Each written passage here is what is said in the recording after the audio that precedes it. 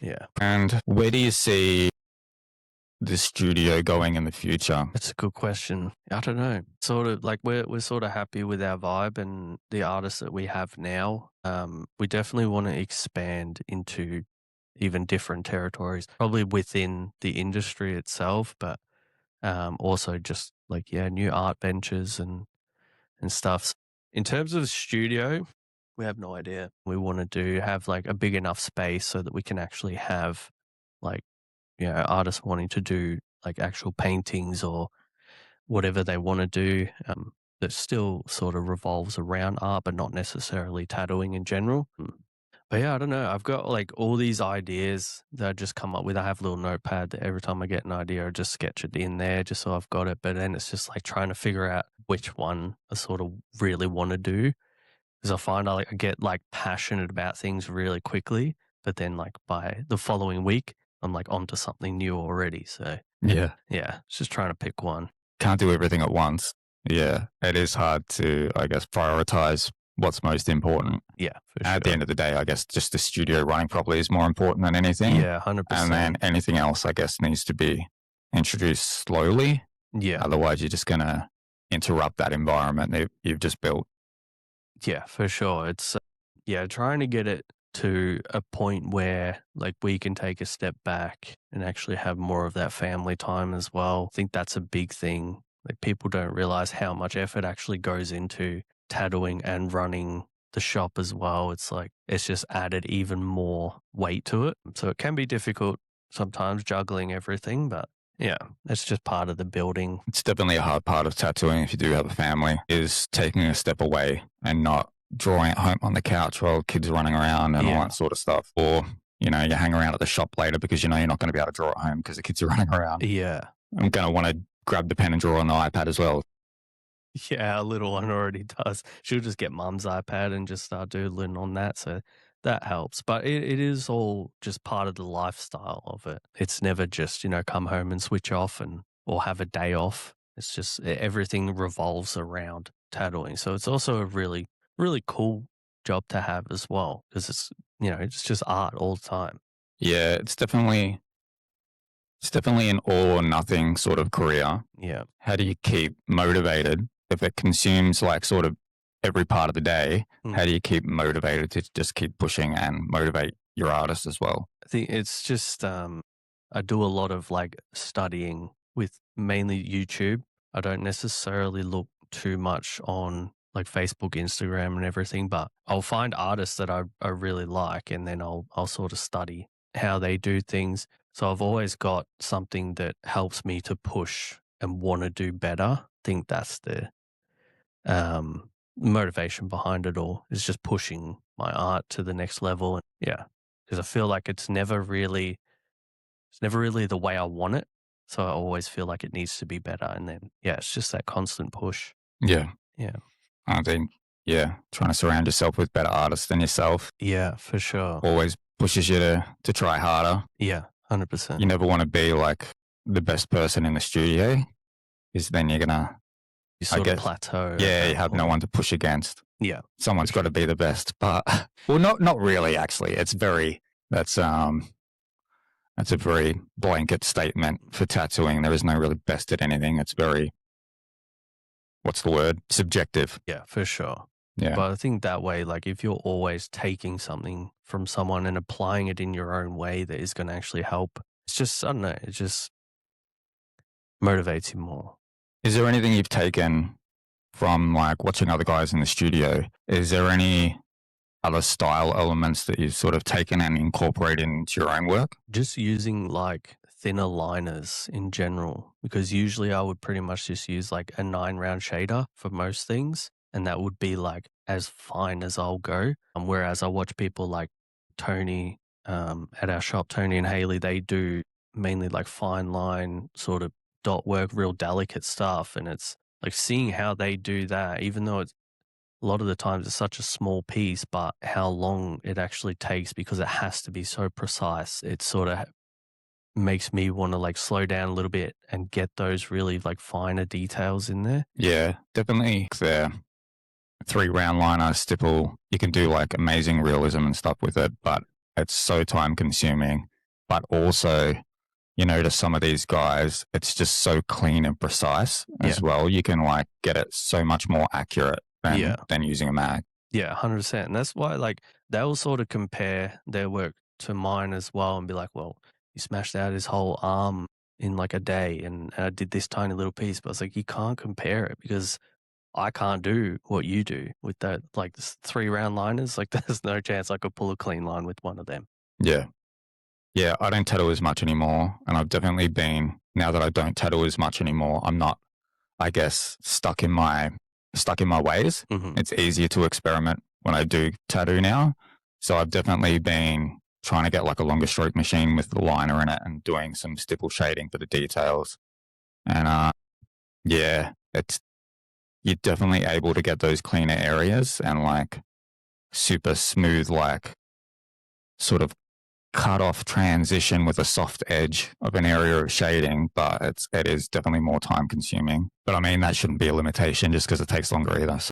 No, exactly. But yeah, no, I definitely agree because I find like a lot of my stuff almost like cut everything in with a mag for the most part. I won't usually run like a real sharp edge or anything. Whereas since I started using more of a liner for those sort of type of things, it actually does help a lot more, and it just, I don't know, makes the piece a bit more dynamic, I guess.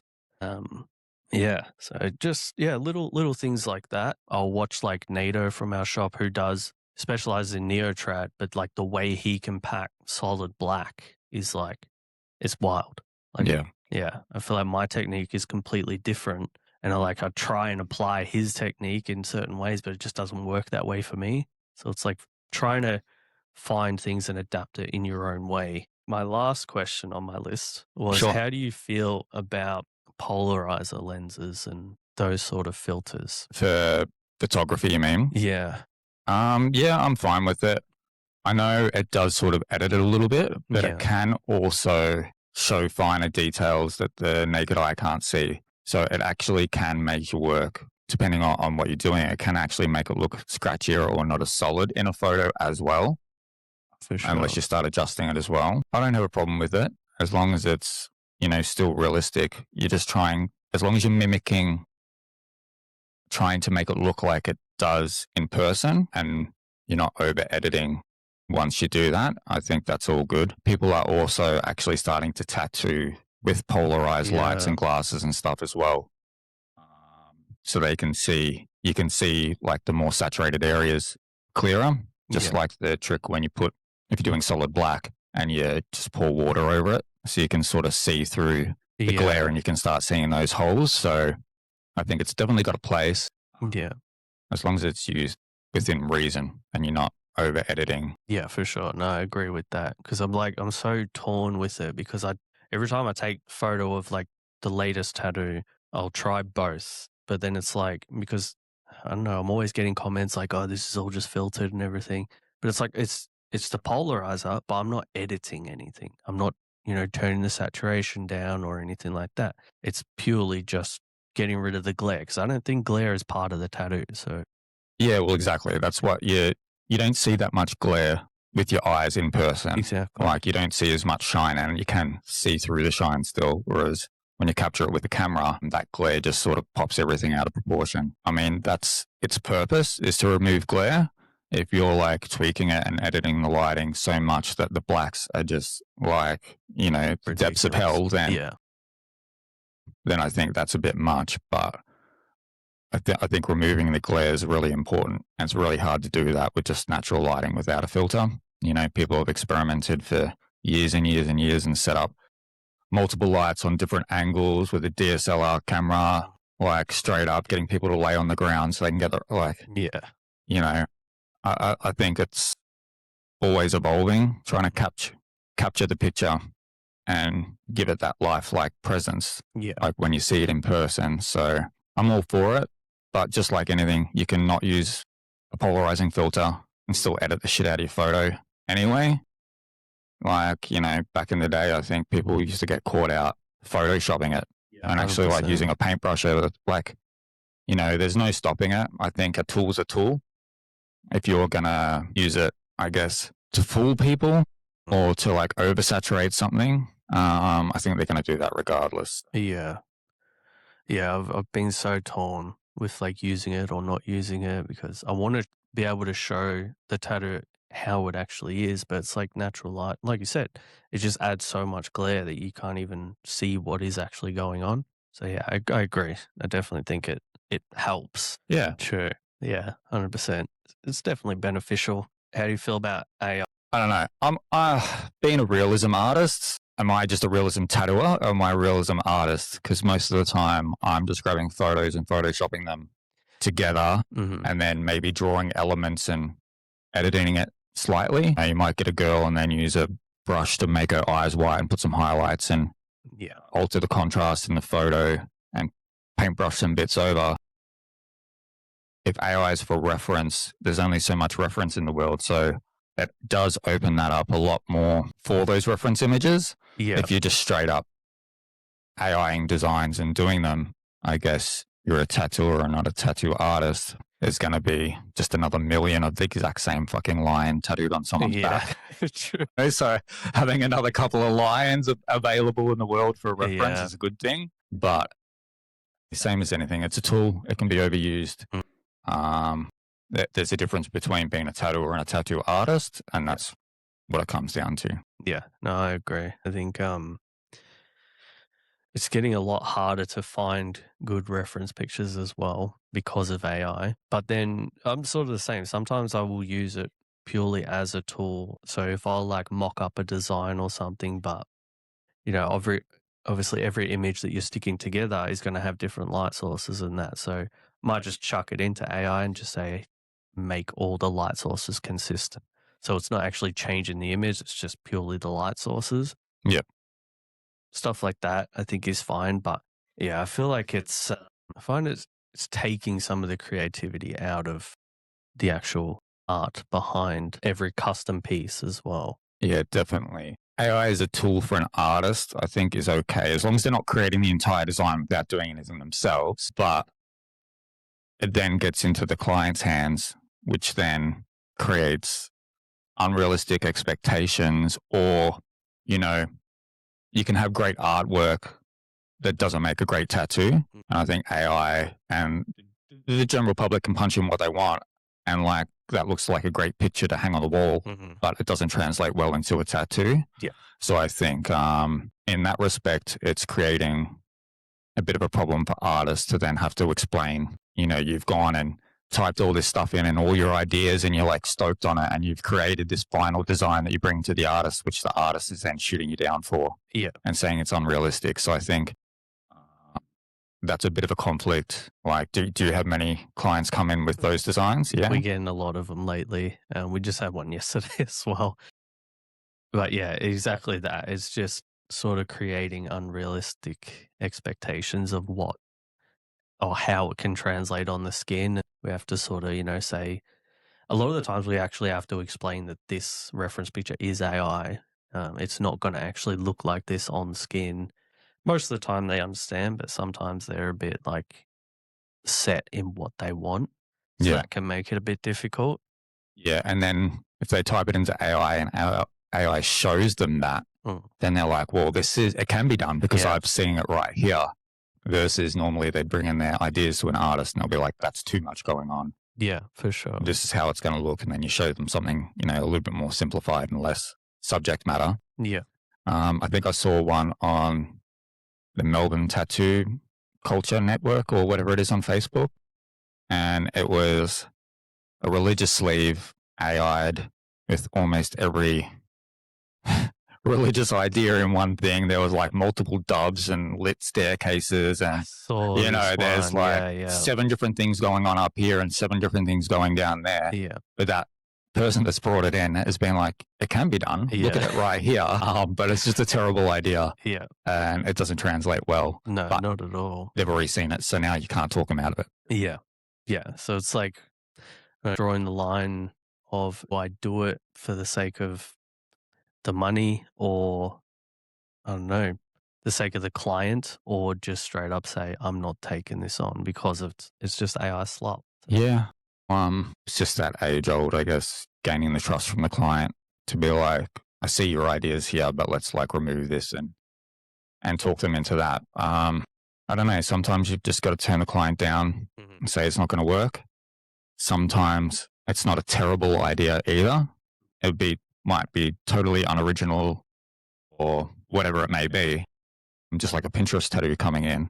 But if it's not actually a terrible tattoo idea and it's going to translate okay, do you just feel like, yeah, all right, let's do it? Yeah. Tweak it a little bit. Yeah.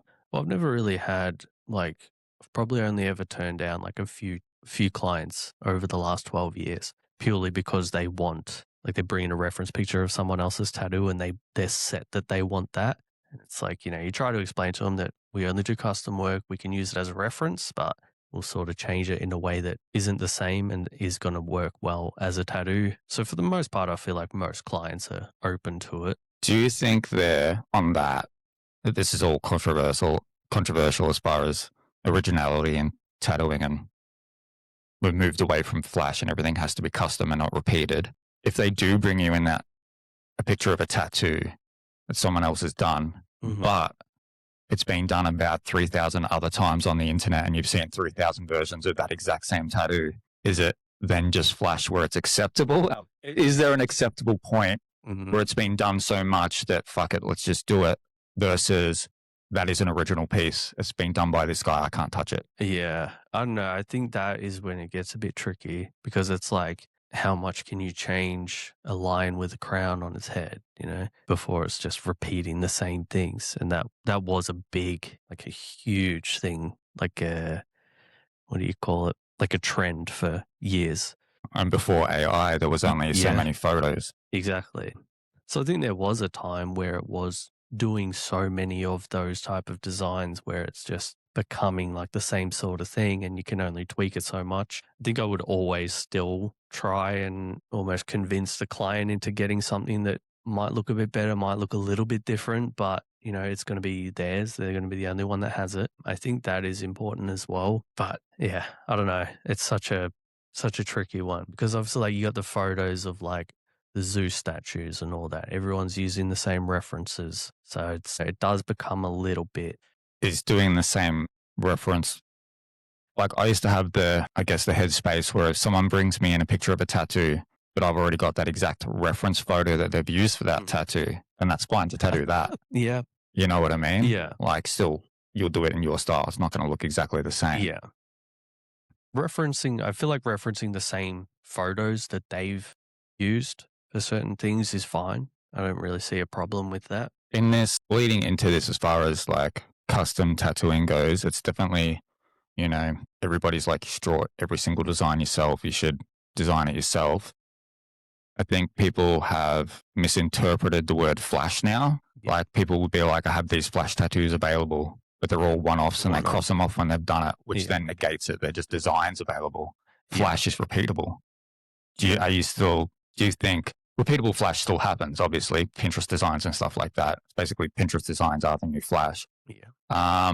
Do you think that's still okay in this day and age to be doing flash designs and repeatable designs? I don't know, to a certain extent, because I feel like it's different across the genre of tattooing. Yes, I feel definitely. like trad is definitely something that can be repeatable. Whereas I feel like when it comes to like realism flash, I don't know, I just don't think it should be repeated. Yeah, well, I guess trad, there's a lot of sticker sleeves and they're all assorted designs and pictures versus if you're doing realism horror, you don't want to do the exact same sleeve twice. Yeah, exactly. You might do like Jason mask on a bunch of different people, but it's incorporated in different places of the sleeve and whatever. I guess, yeah, it's definitely applicable to that particular genre. But yeah, I feel like it's definitely something that's been misinterpreted in modern tattooing is like the idea of flash. Yeah, definitely. I think most people now are just calling it flash for the sake of flash. Do you get that with, I guess, doing horror niches you down a little bit? How many times do you reference the same movie and have to try and find new references for those same characters? A fair bit. There have been a lot of like the same sort of images that I'm using throughout. Like say if it's just a profile picture of Michael Myers or something, Yeah, so usually when a client comes in with like a sleeve idea or something, I'll usually get them to give me like a list of characters that they definitely want to have in there. And then I'll just sort of map out things and either scenarios or stuff that I can actually make a bit different than all the other pieces I've done. So even if it is using the same sort of mask, I'm sort of doing it in a way that makes it different. Yeah. Yeah. Just combining different elements with it to change Yeah. it up. And do you think, where do you see, we'll bring up the topic everyone talks about and can't help talking about is like the industry struggling at the moment and people struggling to get work. Do you think there's obviously different factors involved? What do you think the biggest impact is? Is it cost of living? Is it the same amount of tattoos getting spread out across more artists? Yeah, I don't know. I think it is a mixture of things. I think it is partly cost of living and people aren't spending as much as they used to. I feel like since COVID, everyone's just like hoarding everything. But at the same time, I think one of the biggest things is social media and actually pushing to get out there. I feel like people are being a lot more selective of who they're actually getting tattooed by because they have social media and they'll just search it up. Instead of, just walking into a flash up or something. I feel like that approach to it has changed a lot and doesn't really work as well as it used to because of social media. Yeah, well, definitely it's very rare someone seeks out a studio and then is happy to get tattooed by anyone. Yeah. Everyone's going direct to artists these days, which I guess makes it a lot harder for artists that used to just collect walk-ins, work from the studio, work from the area. Now it's like, if you're not personally branding or niching something and attracting the right clients, then you're going to struggle because there is still people that are booked out like a lot or plenty enough to keep themselves busy. So I think, yeah, it's definitely a mixture. I think the cost of living's definitely got to have a big impact on it. Everybody's struggling, so no one's going to, maybe that's why fine line and stuff is more popular at the moment because you can spend a couple $100 and get a tattoo versus spending $2,000 on like half a sleeve or something like that. For sure. And like, where do you think, do you see it changing much in the next 5 years? I don't know. I feel like it will sort of resurge again. I feel like people will definitely open up more and come out of the woodworks a bit more to actually get tattoos. I feel like because of social media, people are predominantly trying to find the right person for them. Yeah, to answer your question, yes, I feel like it will sort of boom again. It's just who knows when.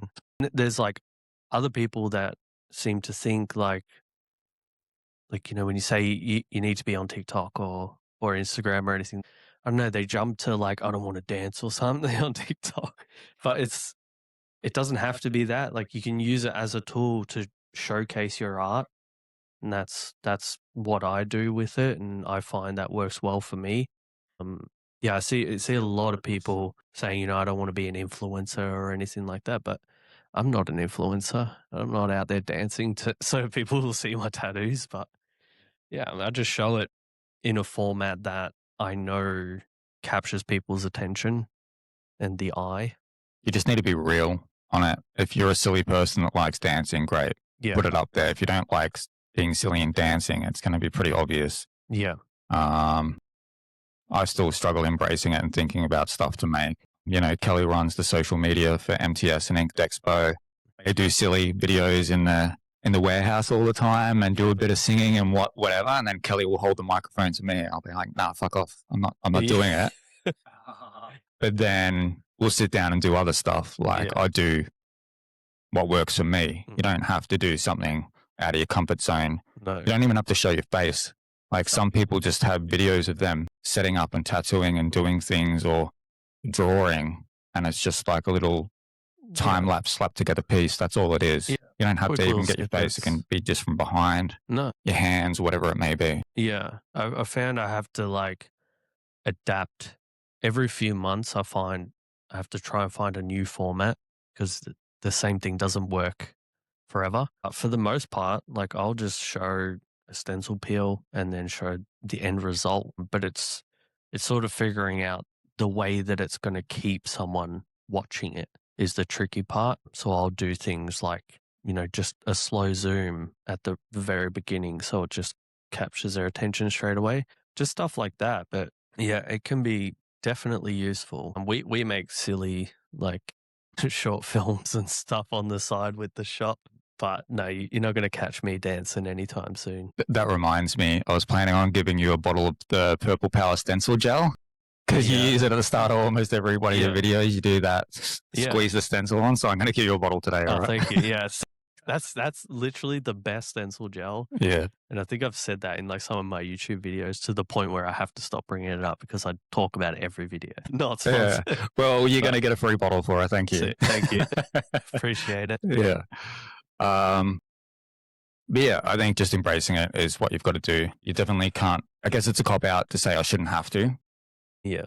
Because, I don't know, you do. Yeah, you really or you don't. But if you don't, you've got to find something else. Mm-hmm. You can't complain about people are only getting customers because they're doing it. If you're not doing it or you're not finding some other avenue to attract new customers. Yeah. I just find like things don't work the way it used to. Like when we first started tattooing, I think Instagram was barely even a thing then.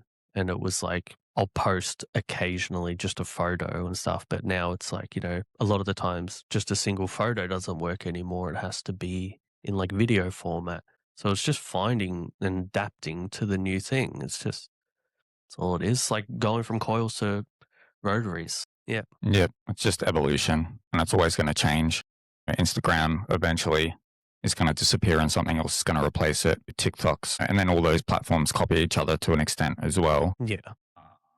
Yeah, soon enough, people aren't going to want short. They're just going to want continuous 24/7 live streaming of each other. Like, who knows, what's going to come next? But it's definitely embrace it or die. Like, just like magazine advertising and stuff like that. People hung on to that for a long time. And now you wouldn't even know where to buy a magazine. No idea. Yeah. Yeah. So do you want to give us any words of advice for anyone in the industry? Anything that resonates with you? Advice is not my strong suit.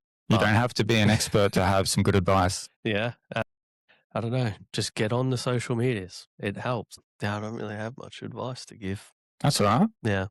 That's all right. So where can we find you? How do we book with you? What's your social media handle? So Chris Sinclair Tattoos is pretty much my handle on every platform: Facebook, Instagram, TikTok, YouTube. Instagram is probably the best place to get a hold of me. For the most part, you'll probably be talking to my wife because I can be a bit lazy with getting back to everyone quickly. Or else, 11 Pillars Tattoo Studio is where you'll find us. Cool. Thanks for coming down. Thanks for having a chat. Oh, thanks so much for having me. Yeah, hopefully we'll see you at the next Ink Expo as well. Yeah, we'll be there for sure. Maybe I can convince you to fly up to Brisbane. Yeah, well, we were thinking about it, but it's just too much going on this time. But yeah, definitely the next time we want to get out and do more. Cool. Well, we're doing Ampora again, so maybe we'll get you to do a vase for that. You don't have to be there to contribute. Yeah. Yeah. No, we did raise a lot of money for charity, so we'll definitely be doing it again. For sure. Yeah, true. Yeah, that'd be sick. Cool. Look forward to it. Thanks for coming down. Thanks so much for having me again. That's a wrap. Beautiful.